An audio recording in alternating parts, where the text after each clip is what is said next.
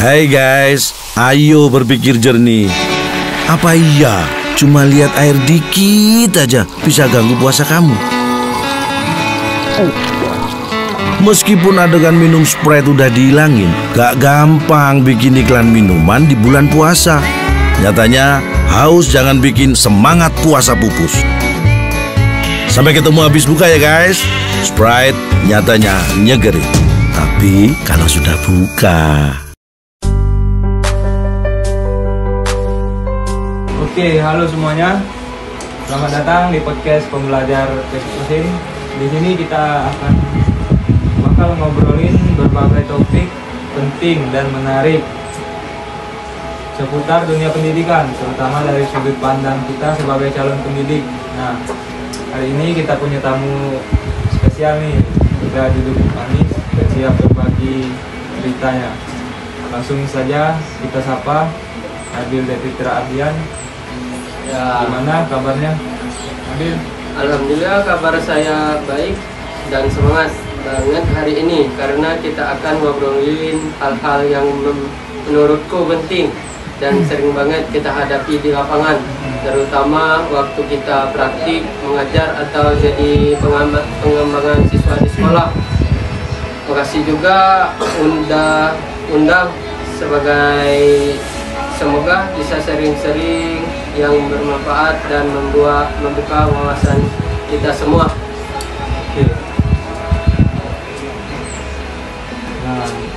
Oke, baik, kita mulai dari soal pertama ya. Setiap manusia itu adalah unik. Manusia diciptakan dengan berbagai persamaan dan perbedaan masing-masing yang membedakan dengan manusia lainnya. Budi adalah seorang siswa yang masuk ke SMK di kotanya yang tinggal.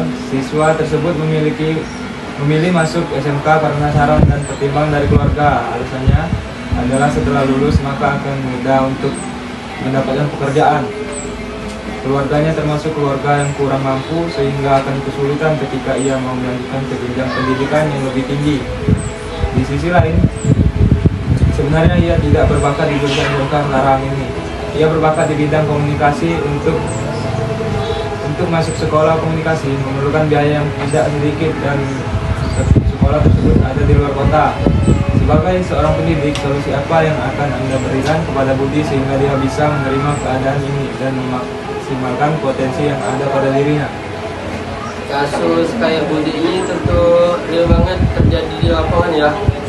Banyak banget siswa yang akhirnya memilih jurusan bukan karena minat, tetapi lebih karena kebutuhan ekonomi atau tekanan keluarga. Nah, sebagai pendidik, aku ngerasa kita harus jadi pihak yang netral, tapi tetap suportif. Pertama, aku bakal ajak Budi ngobrol, tapi bukan sebagai guru yang menggurui, melainkan sebagai teman yang peduli. Kita perlu gali dulu apa yang dia rasain, pikiran dan cita-citanya.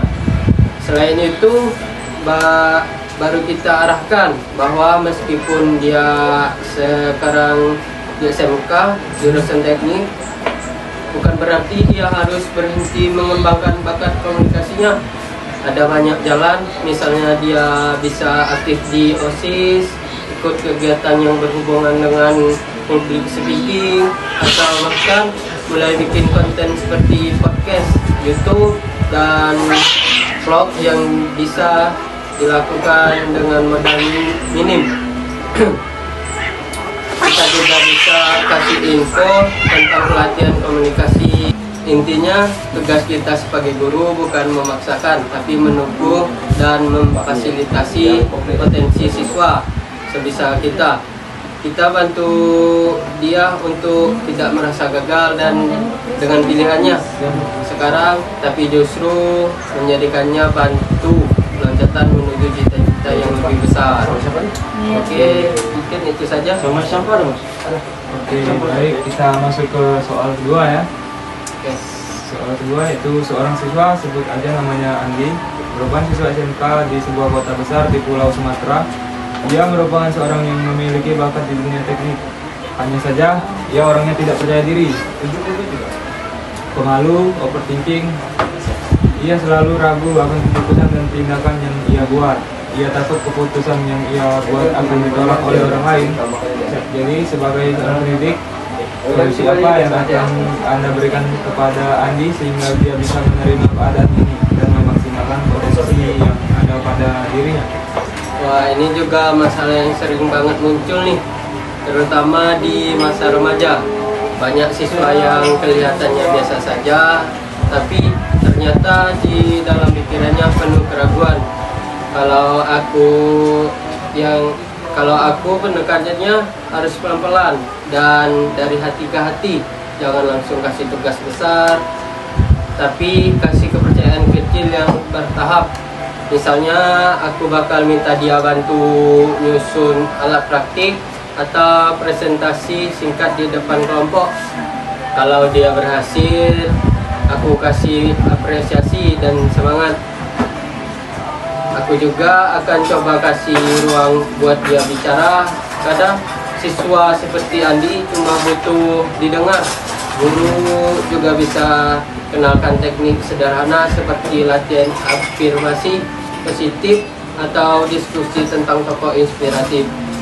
Yang penting sih kita tanamkan bahwa gagal itu nggak apa-apa, asal itu bagian dari belajar. Kita bantu dia belajar menyukai proses, bukan hanya hal kecil dan secara tidak langsung kita juga bakal melatih mental dan kepercayaan dirinya. Mungkin itu saja sih untuk nomor 2 itu. Baik, kita bisa langsung masuk ke nomor 3. Oke, bisa lanjut. Siswa SMK cenderung bersemangat ketika belajar yang bersifat praktikum, sedangkan ketika teori siswa menjadi kurang bersemangat, apalagi yang menggunakan hitung-hitungan. Ada pepatah, teori tanpa praktik itu lumpuh, praktik tanpa teori itu buta. Hal ini menegaskan bahwa pentingnya dua hal tersebut. Jelaskan bagaimana cara Anda sebagai pendidik membuat strategi pembelajaran yang dapat memotivasi siswa dan membuat pembelajaran menyenangkan bagi peserta didik agar pembelajaran teori dan praktikum dapat diikuti oleh siswa. Oke. Ya, ini realita banget di dunia SMK. Siswa lebih tertarik langsung ngoprek mesin daripada dengerin rumus. Ini juga terjadi di saya sendiri waktu SMK dulu. Tapi kita nggak bisa ninggalin teori juga. Jadi triknya adalah menyatukan keduanya. Aku suka pakai pendekatan kontekstual. Jadi pas ngejar teori, aku kasih contoh nyata aplikasinya.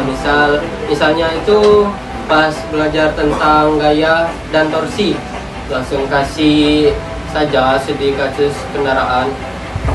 Dan aku juga pernah lihat guru yang sukses pakai metode simulasi visual dan bahkan main game edukatif. Jadi pembelajaran teorinya hidup, nggak kaku. Metode project based learning juga efektif. Kita juga bisa kasih info tentang pelatihan komunikasi gratis atau beasiswa di sekolah lanjutan. Intinya tugas kita sebagai guru bukan memaksakan, tetapi mendukung dan memperbaiki. Baik, kita masuk ke soal nomor 5. Hidup ini kita yang menjalani, Tuhan yang menentukan dan orang lain yang berkomentar. Terkadang orang lain mudah sekali menilai sesuatu, padahal baru sekali lihat, baru sekali mendengar. Ia dengan mudahnya melakukan judgement atau penilaian. Ada suatu cerita di mana ada seorang siswa yang sedang menempuh suatu pendidikan di suatu kota. Orang-orang sekitarnya bilang bahwa dengan ia bekerja, dengan ia sekolah tersebut akan memberatkan orang tua. Sekolahnya tidak akan selesai karena kekurangan biaya, serta omongan-omongan lainnya yang sebenarnya tidak enak untuk didengar. Jika kalian berada pada posisi tersebut, apa yang akan kalian lakukan? Kadang kita sudah semangat ngejar mimpi, tapi orang-orang di sekitar malah meremehkan atau ngasih komentar negatif. Kadang kita udah semangat ngejar mimpi, tapi orang-orang di sekitar malah meremehkan kita atau ngasih komentar negatif. Kalau aku pribadi sih, ada di posisi siswa itu, hal pertama yang harus aku lakukan adalah yakin dulu sama tujuan dan alasan kenapa aku mengambil jalan itu. Memang omongan orang nggak bisa kita kontrol, tapi respon kita itu ada di tangan kita. Aku akan coba tetap fokus dan membuktiin bahwa aku mampu. Mungkin berat, tapi kalau kita konsisten dan punya niat baik, jalannya akan dibuka oleh Allah. Dan kalau aku jadi gurunya, aku akan rangkul siswa itu. Aku akan bilang, omongan orang itu nggak bisa kamu kontrol, tapi usaha dan keyakinan kamu itu sejati paling kuat. Aku juga bakal bantu dia cari solusi, misalnya itu cari beasiswa, bantu manajemen waktu dan keuangan, serta terus kasih motivasi, karena sebagai pendidik kita bukan cuma ngejar pelajaran, tapi juga jadi orang yang berdiri di samping mereka saat orang lain meragukan.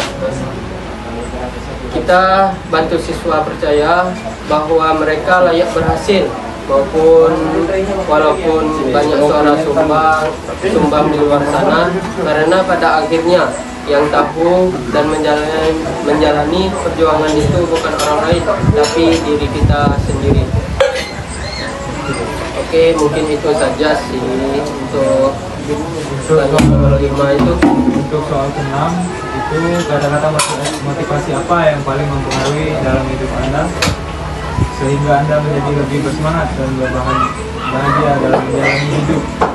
Oke, mungkin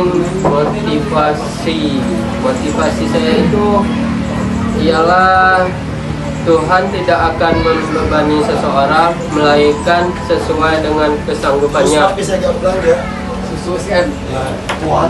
Kalimat ini mungkin terdengar sederhana, tapi bagi saya pribadi ini adalah sumber kekuatan yang luar biasa dalam hidup. Saya tidak bisa menghindari ujian. Ada masanya di mana saya merasa lelah secara mental, fisik, bahkan kehilangan arah. Tapi setiap kali saya terpuruk, saya ingat ayat ini dan saya merasa seolah Tuhan sedang bicara langsung kepada saya. Kamu mampu. Aku tidak akan memberi ujian ini kalau kamu tidak mampu. Saya tidak akan memberi ujian ini. Kalimat ini membuat saya sadar bahwa semua tantangan hidup bukan untuk menjatuhkan saya, tapi untuk membentuk saya. Saya mulai melihat kesulitan bukan sebagai musuh, tapi sebagai proses pertumbuhan seperti besi yang ditempa. Saya yakin tekanan dan panas hidup bisa membentuk saya menjadi pribadi yang lebih baik dan kuat, bijaksana. Saya pernah mengalami masa-masa sulit, masalah keluarga, tekanan akademik, bahkan rasa tidak percaya diri. Rasanya itu ingin menyerah, tapi kalimat ini selalu hadir di benak saya, dan perlahan saya belajar menerima bahwa semua orang memiliki jalannya masing-masing, bahwa tidak ada yang kebetulan dalam hidup, dan jika saya sedang dalam di situasi sulit, itu bukan karena saya lemah, tetapi karena saya dipilih untuk. Wah, luar biasa sekali diskusi kita hari ini ya. Terima kasih buat waktunya, Nabil. Jawaban kamu sangat benar dan pastinya bisa ngasih semangat buat teman-teman atau pendidik di luar sana. Semoga. Assalamualaikum. Untuk bukber, aku buat Nutrijel sop buah. Aku Nutrijel kelapa cincau. Aku Nutrijel susu kurma. Alhamdulillah, kreasi Nutrijel selalu istimewa. Praktis dan nikmat, baik untuk bukber. Nutrijel, kaya serat, kaya manfaat.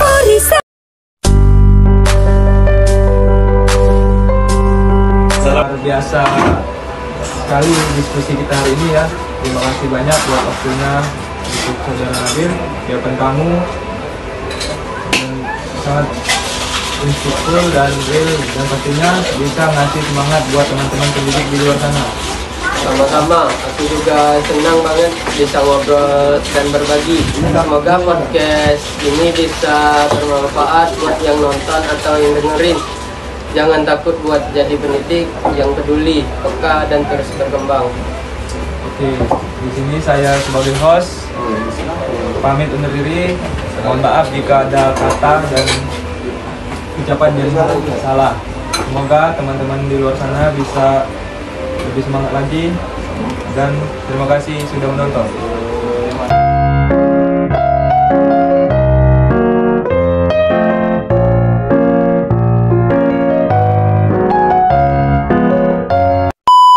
Kasih atau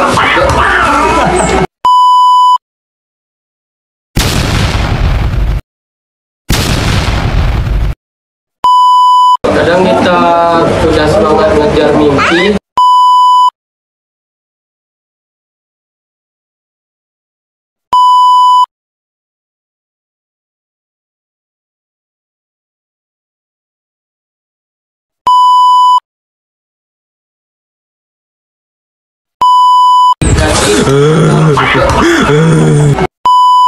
Oke, halo semuanya. Selamat datang di podcast Pembelajar Basic Mesin. Di sini kita akan bakal ngobrolin kasih atau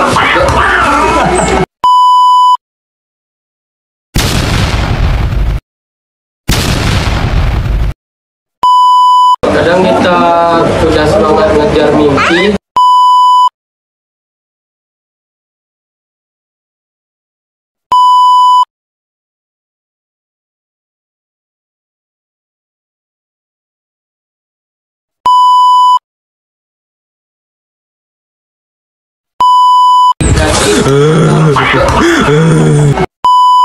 Oke, halo semuanya. Selamat datang di podcast Pembelajar Basic Mesin. Di sini kita akan bakal